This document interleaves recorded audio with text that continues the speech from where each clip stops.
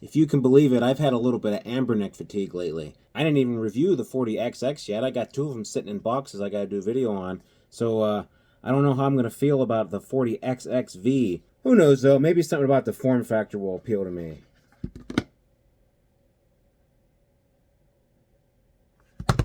There it is! Now my very first handheld was the DMG, so it could be I'm just a horizontal stand. That could very well be. But man, I really like this. The question is, will you? Well, keep watching and hopefully, maybe, you'll find out. The RG40XXV has this beautiful 4-inch screen. It's IPS screen. It's OCA laminated. It has a 32 mAh battery. It's not bad, but it's not great. But it's pretty standard for the H700 XX line. It'll probably get you, I don't know, 6 hours of medium strength play. Maybe a little bit longer if you're doing lower end stuff. Maybe a little bit shorter if you're playing nothing but N64. But decent. Right off the bat, it's light.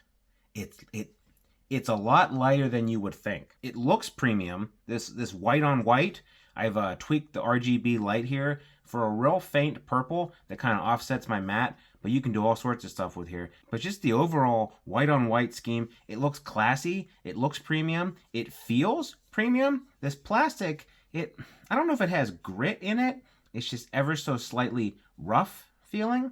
Not like in a bad way, but it has just enough texture so it doesn't feel like it's going to slip out of your hands. It feels like a Nintendo product. It feels like good plastic. Like some of these budget handhelds, it almost feels like they're like 3D printed, but this feels like a real Game Boy. A little bit of grit in there. It feels solid in your hands. I really like it.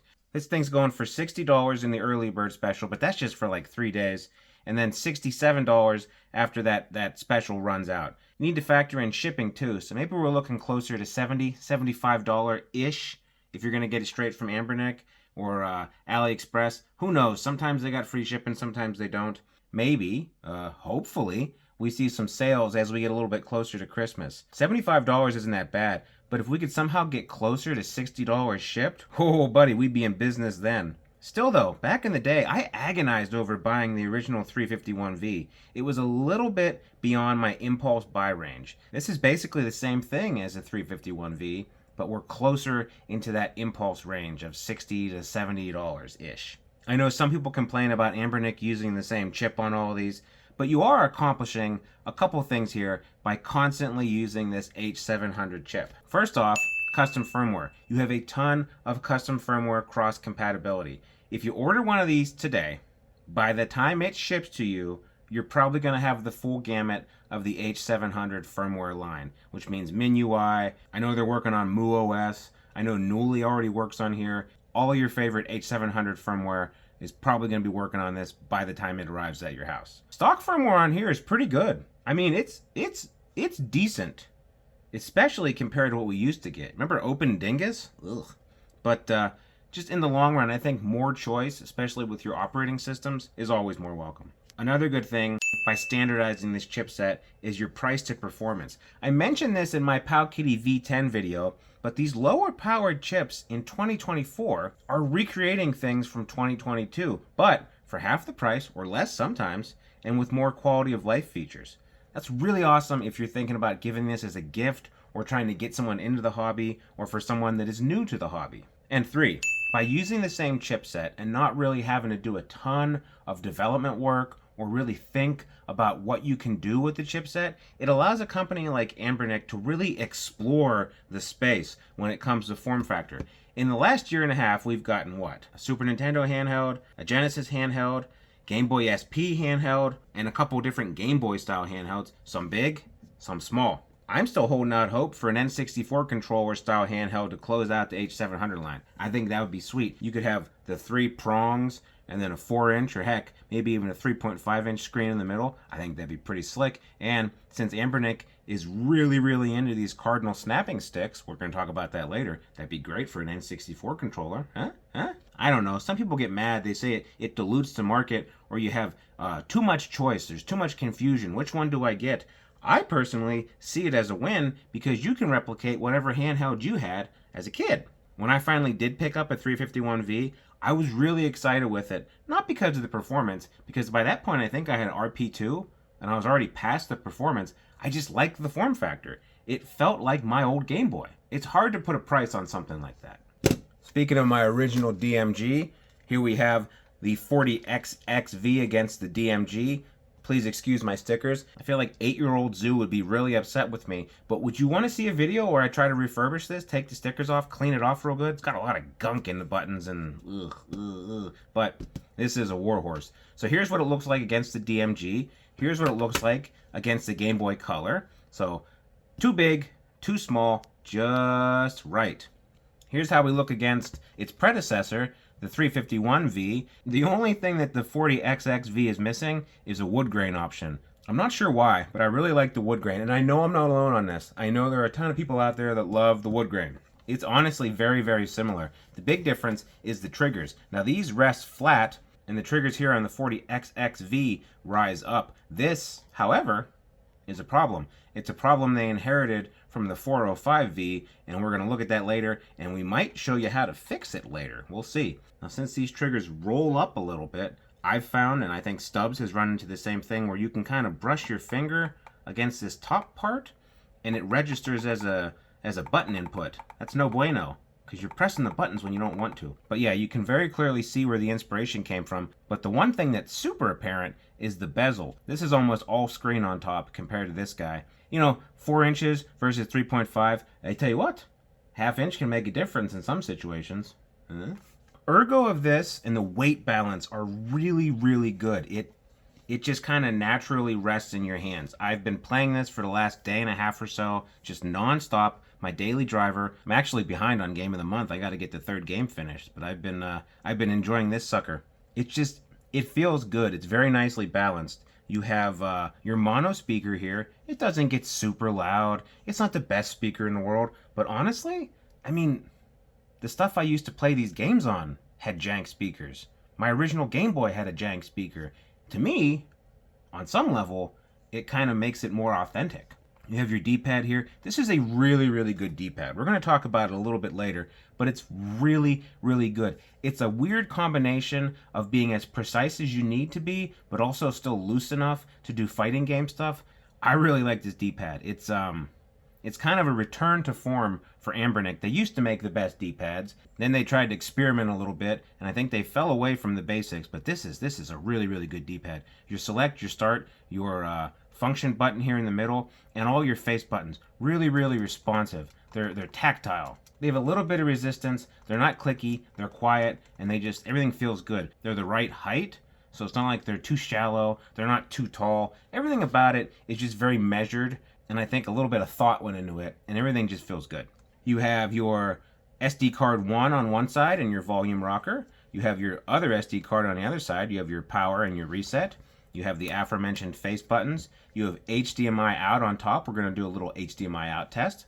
And you have your dual purpose USB-C on the bottom and headphone jack on the bottom, which I like. Obviously, we know I like that. The analog stick still has that Anbernic classic Cardinal snapping. And I think for this handheld, it's not a huge deal for me. Anbernic definitely needs to fix this going forward, especially for their higher end stuff. But for this, I don't know, it's weirdly good for when I play N64 on here, because the original N64 controller had those little notches in it, and you weren't getting a dynamic, nuanced analog stick. You were getting 8-way stick that kind of ground up against the corners and slotted where it needs to be. And while this might not be great for something like a 556 where you're doing game streaming or modern stuff, for N64, I don't mind it. It's kind of like a bonus.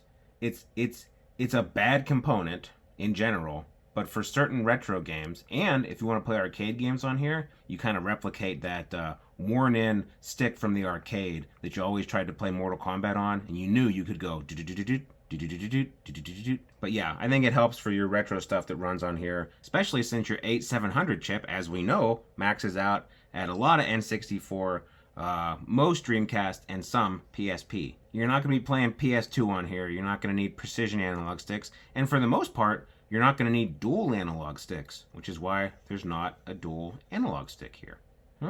If you're an RGB guy, you got options. You can change your patterns, you can dial in your colors, you can do all sorts of stuff, change the brightness. If you don't like RGBs, you can turn it off. Look at that. I'm not the hugest fan, but I do like this real low level ambient glow. If this is going to be a bedtime situation, I'd probably come in here and turn it off. But I think just having that real slight purple glow around the edge, I don't know. It breaks up this white on white colorway just enough. Adds a little bit of visual flair, huh? As I mentioned earlier, my main concern with this, my only real concern with the controls, are these triggers. Because if you press up against the back, so from pressing my triggers down, no big deal. But if I start to bear down, I can accidentally, you can see I'm not even pressing the trigger. I'm going to shut up so you can hear, see? And that's an input. This is fixable with some tape or a little bit of foam. And I'll show you how to do it here in a second. But this is a known issue. This showed up in the 405V, and I'm pretty sure everyone called it out. They were annoyed with it. It's something they should have fixed. I'm not going to give them a pass on this. This is definitely something they should have fixed. I still think this is a really good overall pick, and I think it's a really good gift idea, especially with Christmas coming, but it does make it harder to recommend because that issue is there, and it's so apparent. It's such an easy fix. Honestly, I'm not sure why they even have to whoop them up like that. They could have just cut it off there, but heck, let's do an impromptu teardown. Make sure I turn it off. That's always a good first step. Settings, shut down. See you later. So this is firmly in the category of if it's stupid and it works, it's not stupid. There's a lot of things you can use to fix these triggers, but I think everyone is going to have one or two of these command strips laying around. And as long as you don't peel off both sides, you have yourself a nice little piece of insulating foam you can easily cut down to the exact size you want, and it's got adhesive on one side. So, get out my totally official branded iFixit, and these are normally little hex screws, so we're going to find 1.5. Yep. Take these out.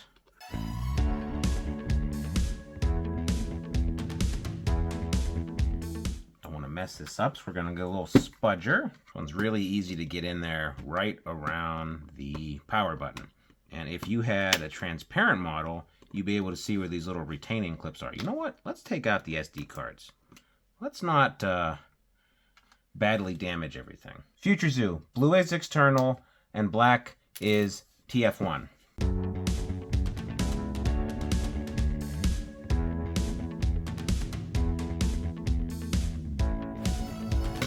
Okay. I don't know how this is going to be connected battery-wise. There's a cord right there. Be real gentle with that. And we have our culprits. While I'm in here, you can see that the actual processor is up against nothing. The battery is down here, processor's on top. That's going to result in this thing running very, very cool. So we're going to need 4 of these, and we're going to apply a little bit of foam on each of these little triggers right here. Pressing down is going to be deliberate. You're always going to want to hit that. Here, accidental. So if we can muffle this just a little bit, just this real small amount, we should be able to fix it. It's my cutting board.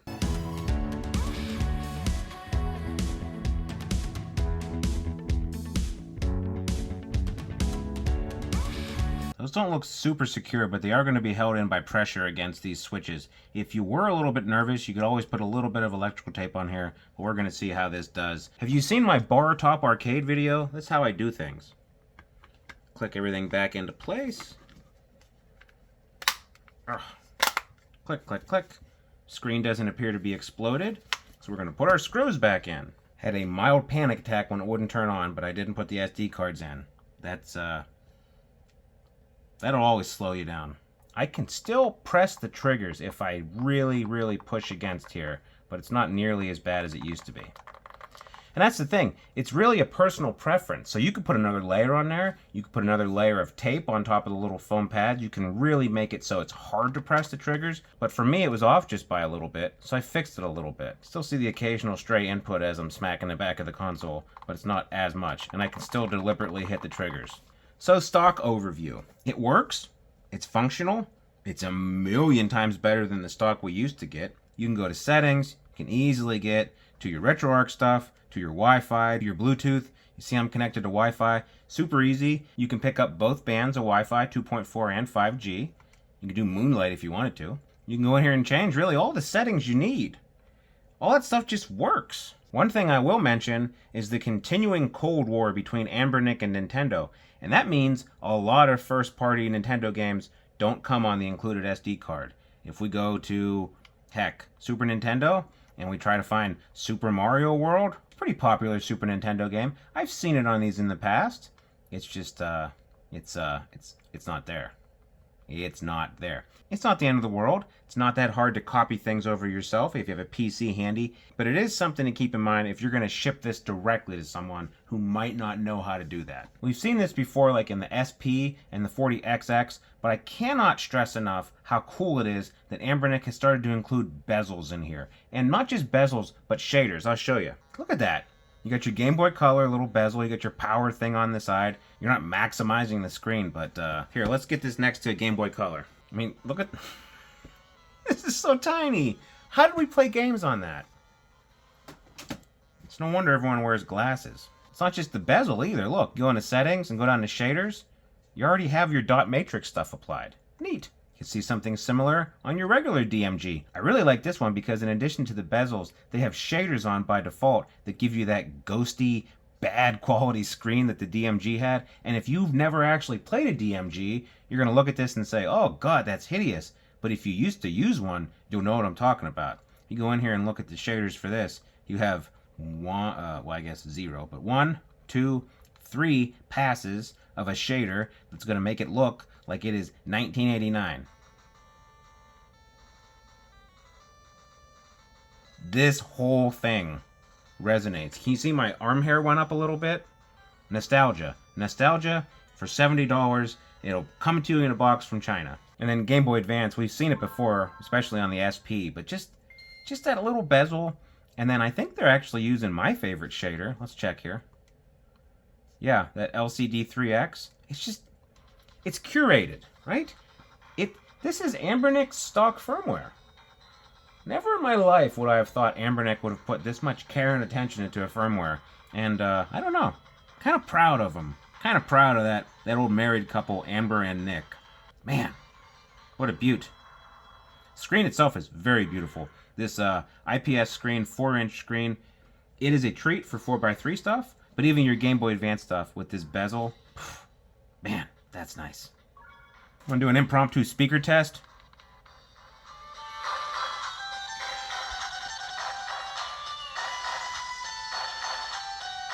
Not bad. It gets pretty loud. It gets pretty quiet. What else can you ask for? Now, as good as stock OS is, and again, really, really good for a stock operating system, custom firmware is one of the key features of constantly using this H700 chip. Now today, as this video airs, before 99.9% of you will even get your hands on it, MINUI and Cannoli work. They work right now.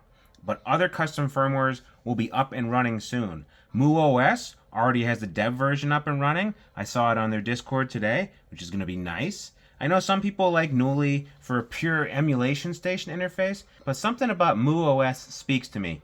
It might be an instinctive Slavic love of mustard, I don't know. I do love mustard, but on the flip side, if you wanted to lean into the discount Analog Pocket, which to me is much more full-featured than an Analog Pocket, but that's neither here nor there. If you wanted to lean into the Analog Pocket, the Anbernic Pocket, you could easily use MINUI and replicate that experience, and that'd be a pretty sweet option. Before we have some footage of me awkwardly playing video games, one more thing I want to mention is sleep mode.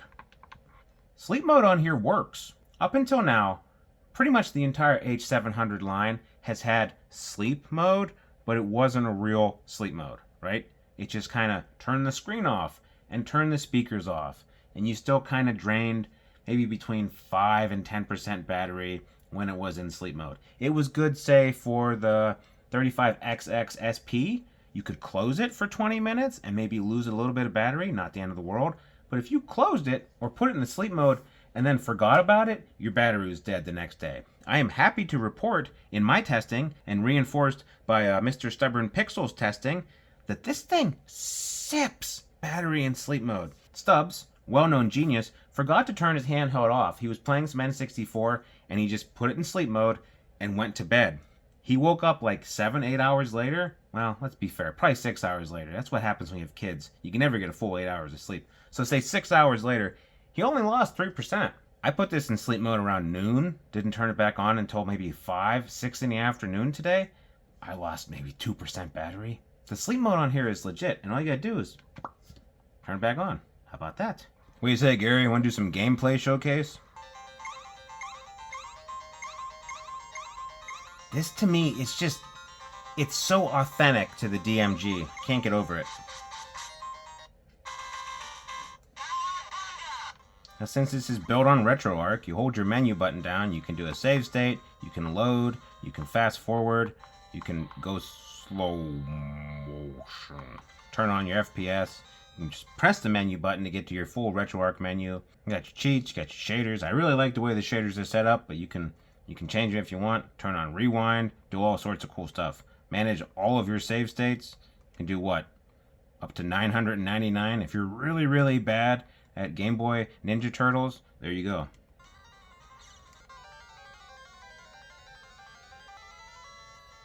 You ever seen an alligator fight a bird? I thought alligators and birds were friends. They like clean their teeth? Boy, I tell you what, this dot matrix filter, plus the Game Boy Color, bezel and everything, I don't know.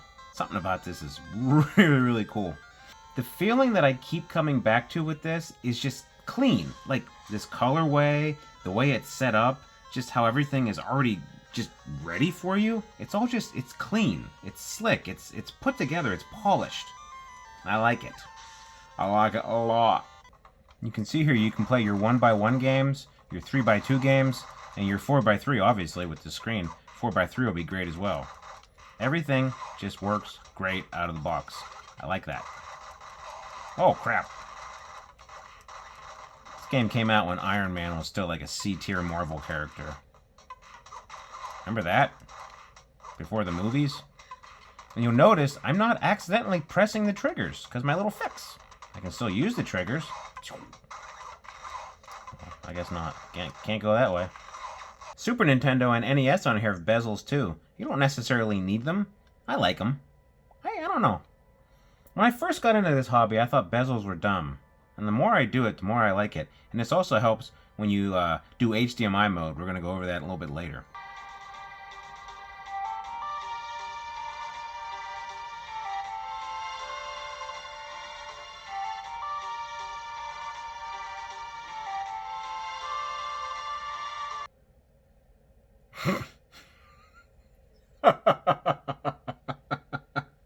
Put some pants on, dude. When it's done right, sprite work on PlayStation 1 games is probably some of my favorite retro art. There's no bezel, but PlayStation comes with a shader that has 2 different filters on it. Gives it kind of a warm, fuzzy CRT feel to it. I like it. Now for games like this, the analog stick, it works. It's not... that was my fault, not the stick. It's not hyper precise, but in a retro system like Dreamcast or N64, whee, you don't really need it.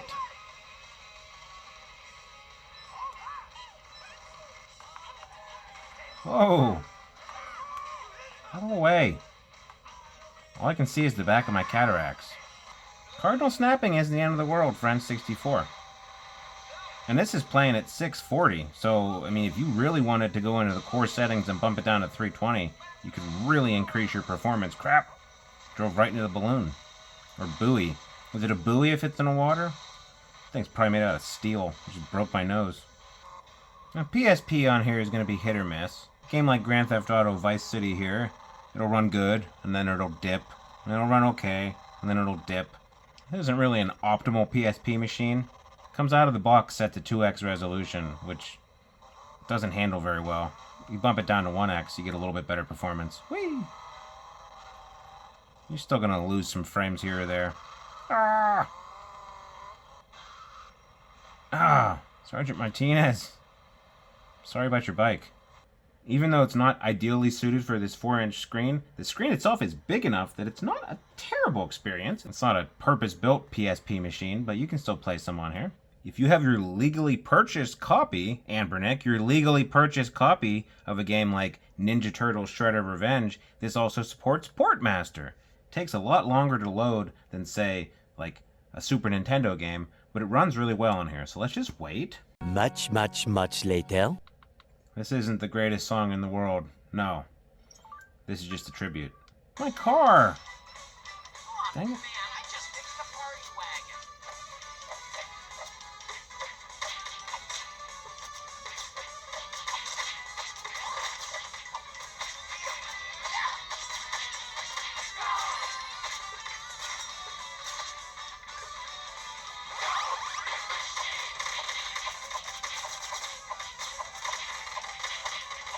What the heck was in that pizza? I am having a lot of fun with this, but you know what else would be cool? Is if I could play it on the big screen. Wait a minute. Let me get out my HDMI cable. Ooh.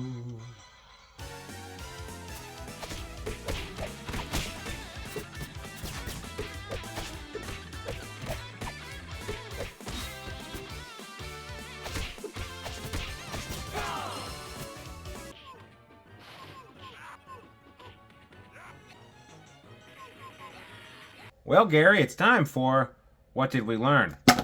We learned that the RG40XXV is a pretty slick little budget horizontal handheld. It's like the 351V, except there's no wood grain, which is a bummer, but it's cheaper and it has a better screen, ergonomics, buttons, and all sorts of quality of life enhancements. It looks and feels a lot more premium than you might expect for a $70-ish handheld. And even without trying any custom firmware, you can still get a really fun and intuitive experience. There are some issues I ran into with the triggers. They're fixable, but you shouldn't have to disassemble your brand new handheld as soon as it shows up in the mail.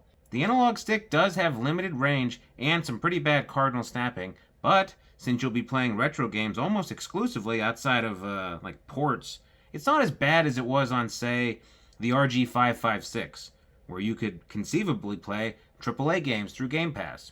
There's an early bird sale that's probably ended by the time you watch this video, but you're probably looking at around $70 to $75 shipped.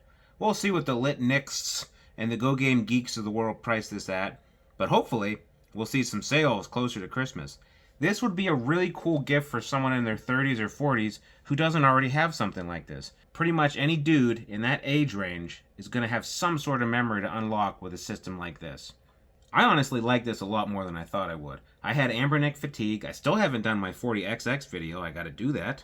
What should I do it on?